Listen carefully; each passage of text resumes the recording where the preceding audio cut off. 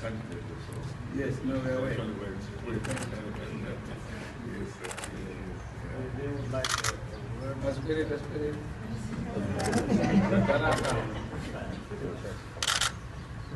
I had this was on TV. I thought it was him. yes, I could yes.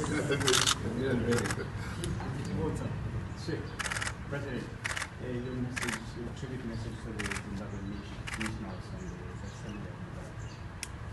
Well, first of all, I wish the Zimbabwean people, the government of Zimbabwe, the family of the late President Mugabe, to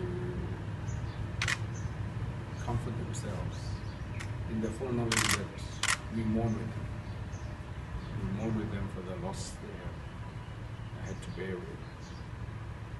We celebrate with them their life, a very rich life.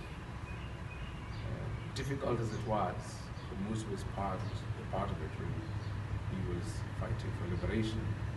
But the very successful life, the colorful life, the celebratable life of President Mugabe.